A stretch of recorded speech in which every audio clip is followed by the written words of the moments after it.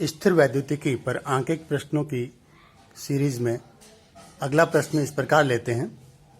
दो एक समान आवेशित गोलों को बराबर लंबाई की डोरियों से लटकाया गया है। डोरियां परस्पर 30 डिग्री का कोण बनाती हैं। जब इन्हें 0.8 ग्राम प्रति सेंटीमीटर क्यूब घनत्व के द्रव में लटकाया जाता है तब भी वही कोण रहता है, अर्थात 30 डिग्री ही रहता है। यदि गोलों के पदार्थ का घनत्व 1.6 ग्राम प्रति सेंटीमीटर क्यूब है तब द्रव का परावैद्युतांक ज्ञात कीजिए। इस हेतु प्रश्न के प्रथम भाग से एक चित्र की रचना करते हैं। दो एक समान आवेशित गोलों को बराबर लंबाई की डोरियों से लटकाया गया है तथा डोरियों के मध्य का कोण 30 डिग्री है। चित्र में देखें तो दोनों ही गोलकों पर आवेश समान मात्रा में Q स्थित होगा। इनके मध्य की दूरी R, जबकि दोनों डोरियों की लंबाई L तथा इनके मध्य ऊर्ध्वाधर से इस डोरी द्वारा बनाया हुआ कोण थीटा हो, इस डोरी द्वारा बनाया हुआ कोण भी थीटा हो, तो यह कुल कोण प्रश्न की भाषा के अनुसार 2 थीटा होगा और यह 2 थीटा 30 डिग्री दिया गया है।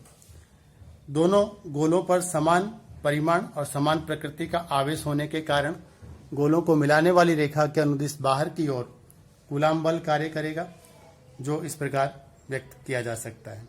गोले का द्रव्यमान स्मॉल m हो तो इसका भार mg नीचे की ओर होगा तथा साथ ही लटकाई गई डोरी में तनाव बल निलंबन बिंदु की ओर कैपिटल T ऊर्ध्वाधर दिशा से थीटा कोण पर स्थित होगा। बल F क्षैतिज दिशा में है, बल mg भी ऊर्ध्वाधर दिशा में है, जबकि तनाव बल T ऊर्ध्वाधर के साथ थीटा कोण पर स्थित है।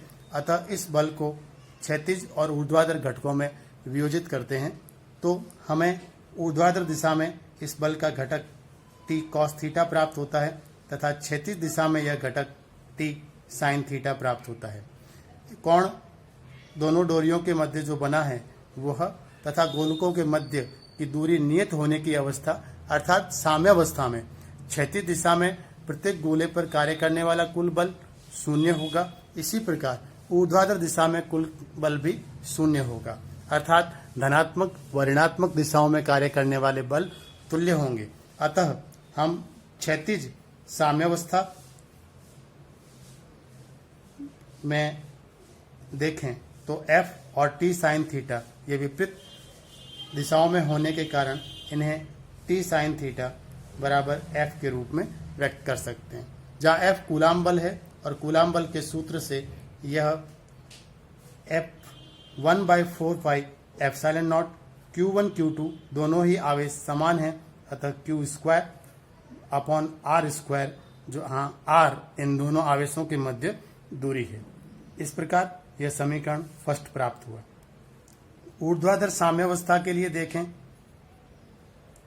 तो इस स्थिति में ऊर्ध्वाधर दिशा में धनात्मक दिशा में केवल एक बल है जो T cos थीटा, यह तुल्य होगा ऋणात्मक दिशा के बलों के जो कि गोले के भार mg को व्यक्त करता है। इसे समीकरण सेकंड द्वारा व्यक्त कर लेते हैं। प्रश्न की भाषा में दूसरा कथन कहता है कि जब इन्हें 0.8 ग्राम प्रति सेंटीमीटर क्यूब घनत्व के द्रव में लटकाया जाता है तो वही कोण रहता है। इससे चित्र की रचना करें तो यह चित्र कुछ इस प्रकार प्राप्त होता है और इस स्थिति में भी प्रत्येक गोलक पर संतुलन की स्थिति में कार्यरत कुल बल क्षैतिज और ऊर्ध्वाधर दिशाओं में 0 होने चाहिए।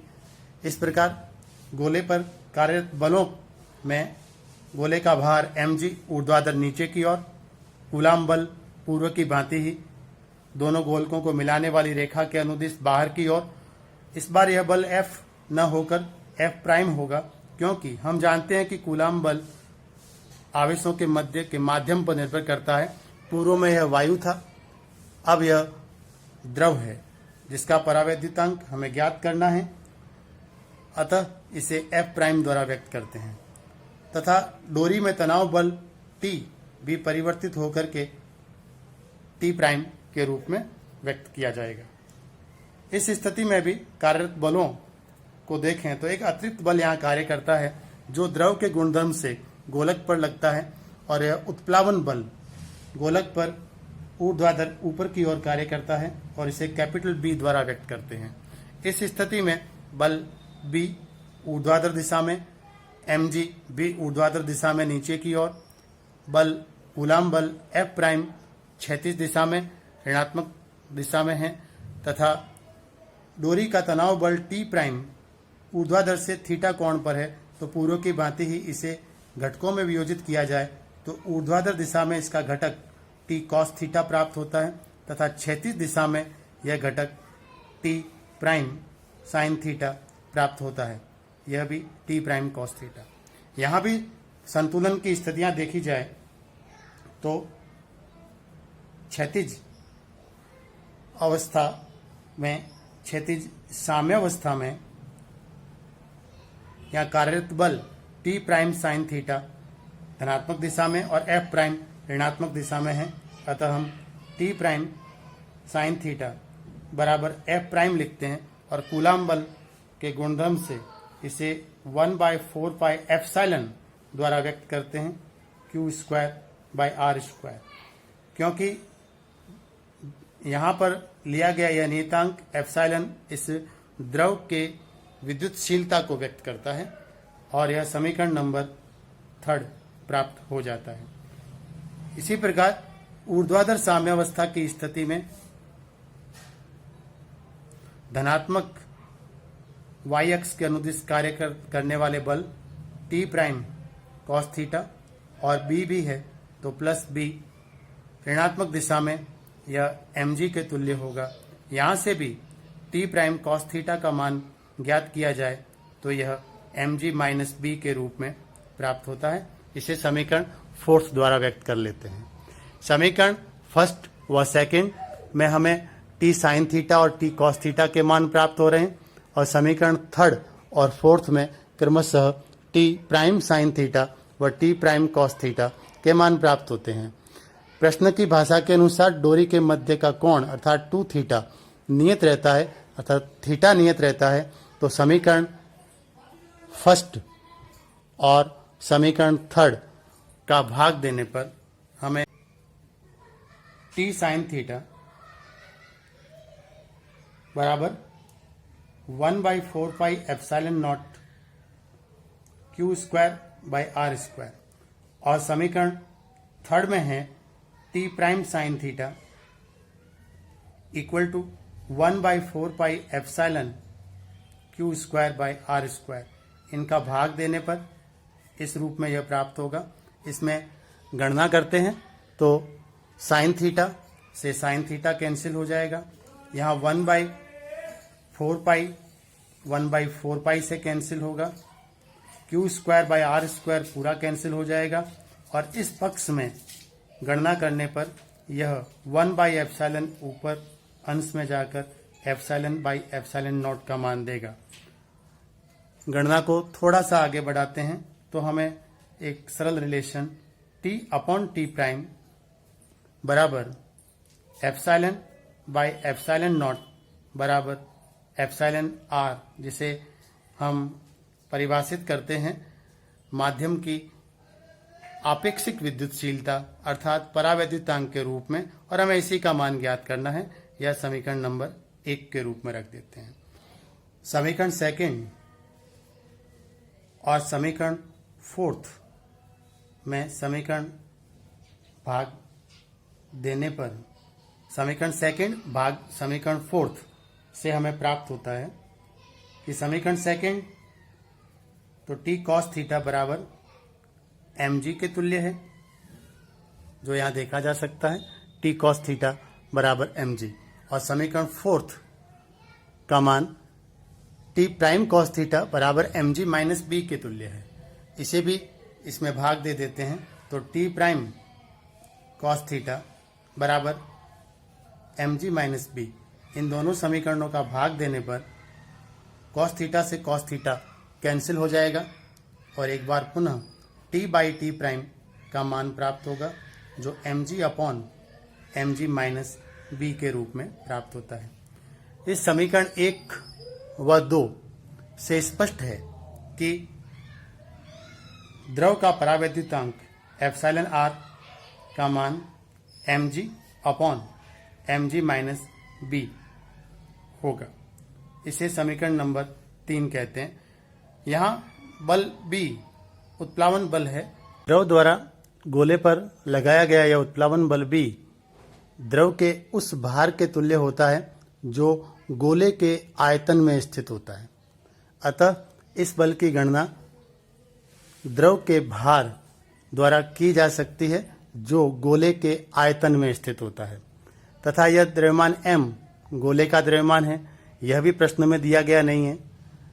अतः इस द्रव्यमान m और कैपिटल B की गणना निम्न प्रकार की जा सकती है। यदि हम ये माने कि इस गोलक की त्रिज्या स्मॉल a है तो गोलक का आयतन 4/3 पाई a क्यूब होगा। आयतन को गोले के घनत्व से गुणा कर देते हैं, जिसे रॉ से व्यक्त करें। ठोस गोले के कारण इसे रॉ s सबस्क्रिप्ट दे देते हैं, तो यह द्रव्यमान m को व्यक्त करेगा। इसे समीकरण a के रूप में व्यक्त करते हैं। इसी प्रकार उत्प्लावन बल कैपिटल B इसी आयतन के अंदर 4/3 पाई a क्यूब आयतन के अंदर स्थित द्रव के भार के तुल्य होगा। अतः इसे m प्राइम g के रूप में व्यक्त किया जा सकता है, और m प्राइम का मान इसी प्रकार ज्ञात करें तो यह 4/3 पाई a क्यूब अर्थात गोले का आयतन और इसके साथ गुणा करते हैं द्रव के घनत्व को, जिसे रो L से व्यक्त करते हैं।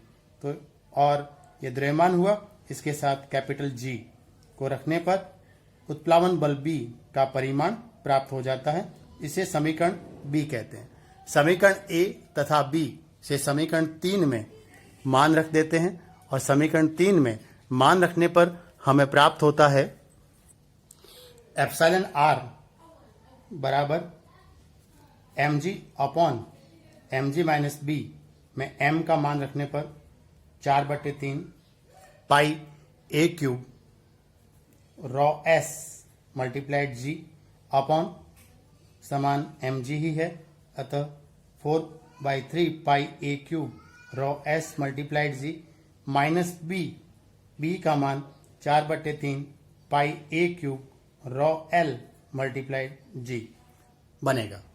इससे गणना करने पर epsilon r 4/3 pi a cube raw s multiplied g upon 4/3 pi a cube bracket में raw s minus raw l multiplied g प्राप्त होता है, तथा इससे एप्सिलॉन r बराबर 4/3 पाई a क्यूब के कैंसिल होने से और g के कैंसिल होने से यह raw s upon raw s minus raw l के रूप में प्राप्त होता है।